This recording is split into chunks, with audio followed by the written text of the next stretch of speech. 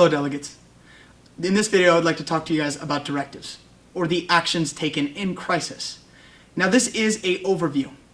This is not a detail-based video about the directives. That will come in the future. So let's get on with it. As you may know already from prior videos, crisis is different than GA. If you wanted to get the ideas of GA, you get everything you've learned. Put it off to the side, because crisis is completely different. And directives are actions taken by you. So let's go into detail, a little bit of detail. The first is personal, which are actions taken by you in secret.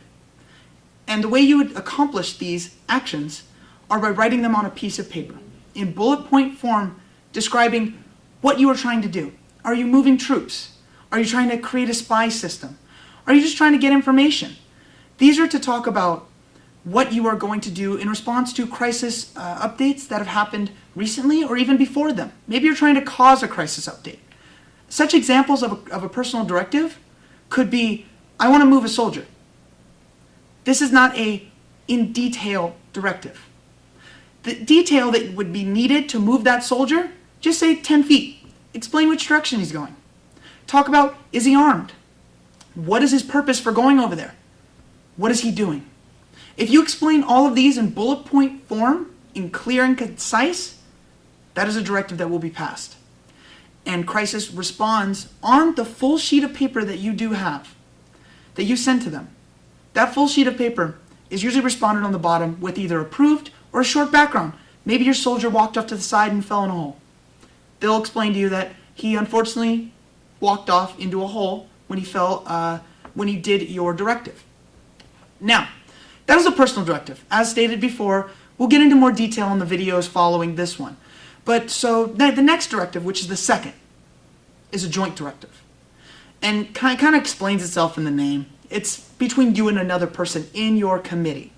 So just say I'm the United States, and there was a certain action that caused a massive oil rig in the Gulf of Mexico to explode. Sound familiar? Yeah. Now, the person I'd want to talk to, especially to do an action to try and clean that area up, would be Mexico. Maybe a Caribbean state, if they're represented in your committee. So you, once again, get your paper. You write in bullet point form what you're trying to do, what you're doing, and what they're doing to solve the problem. You send, at that point, you send it to the person that you're trying to get it signed off of. So in this case, Mexico.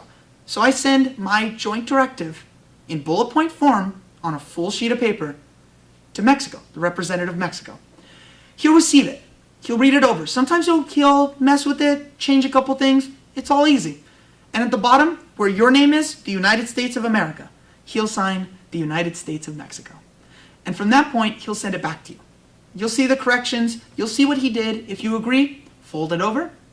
Write on the top portion, to crisis, from you, or the United States in my case, and send it to crisis.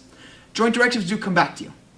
They come back just as personal directives do, with a possible approved or little explanation. What happened? What happened in response to me and Mexico's efforts to go and solve this oil slick problem? So that's basic of a joint directive. And once again, the detailed videos will follow about the joint directive. So let's get on to the final. Something that sounds pretty familiar if you've already done General Assembly, and that's the committee directive. A committee directive is basically a resolution. It entails the whole committee completely. So when you're trying to go ahead and do a committee directive, it would be a response to a crisis update. A crisis update, let's just go back to our example of the oil rig. An oil rig exploded in the Gulf of Mexico. I'm the United States. I don't want to just do an action between me and the Mexico. I want to do an action between me and the world. I want the world to take the rules or what we're doing and go with them. So ways that we would do that is maybe we would like to everybody contribute one ship to start cleaning up, or money to this point, or other ways. You are very familiar by this time with resolutions and how they're formatted. It's a little bit different because they're mostly bullet point. And much like a resolution, depending on the chair's discretion, because remember, chair is God. Now, the chair might request 2 sponsors, 5 signatories. Depending on how big your committee is, it changes. And the way you do this is the moment you're done writing, you don't have to send it up to be recognized by the chair. Once you're done, write your name as a sponsor. I would write the United States of America, pass it on. And it will go around the room. If they're approved, some people will add on to it, add themselves as sponsors. Some people will say, that's a cool idea, add themselves as signatories. And once it gets back to you, it might have a lot of changes. So look them over, make sure they're correct, make sure you like what's been changed, and then send it. The way you send it is different than in GA, different than in a normal committee. You will just simply fold it over to chair from you, send it to the chair. The chair will receive it, they'll look it over, make sure it is in proper format and they can read it, and it will be considered as a document to be voted on. And remember, committee directives, much like resolutions, must be voted on. They must get a majority. And you know, as in a regular assembly, you do have to go into a voting block procedure to go ahead and do that.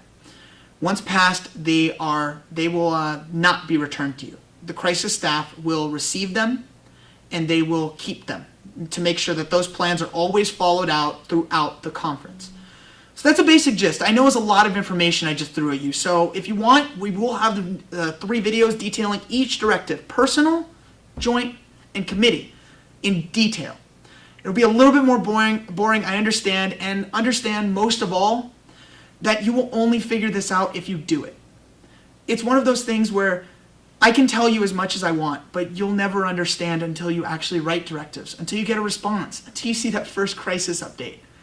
And with that, good luck, delegates, and hopefully I see you in the next videos.